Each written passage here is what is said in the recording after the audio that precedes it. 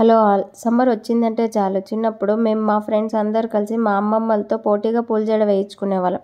ఇప్పుడైతే అలాంటివి అస్సలు కనిపించడమే లేదులే. ఎక్కడో విలేజ్లలో మాత్రమే ఎవరో ఒకరు వేసుకుంటున్నారు. నేను రీసెంట్గా మా ఊరు వెళ్ళినప్పుడు మా అమ్మతో మా పాపకి ఈ జడ కుట్టించాను. అది ఒకసారి ఎలానో మీకు కూడా చూపిద్దామని వీడియో రికార్డ్ చేశాను. సమ్మర్లో ఇప్పుడు ఎక్కువగా వస్తాయి కదా చిన్న మల్లెలు, కనకాంబరాలు తీసుకోవాలి. చీరలకి బాక్సెస్ వస్తాయి కదా, ఆ బాక్స్ని మనం పిల్లలకి జడ ఎంత సైజు వేయాలో చూసి కత్తిరించుకోవాలి. ఊర్లలో పిల్లలకి దిష్టి తీయడానికి ఉపయోగించే పుల్లలు లేకపోతే టెంకాయ పుల్లలు అంటారు కదా, అవి 4 తీసుకోవాలి. ఈ వీడియోలో చూపించిన విధంగా పూలని ఆ పుల్లలకు కుచ్చాలి. అలా 4 పుల్లలకు పూలను కుచ్చాలి. తర్వాత ఆ పుల్లలను కత్తిరించుకున్న అట్టకి సూది దారంతో కుట్టాలి.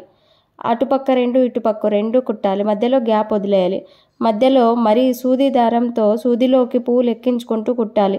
మధ్యలో మేము కనకాంబరాలు, మందారం ఆకు కుట్టాము. ఇంకొంతమంది మధ్యలో కలర్స్ కనిపించేలాగా ఉలన్ థ్రెడ్స్ కూడా వేస్తారు.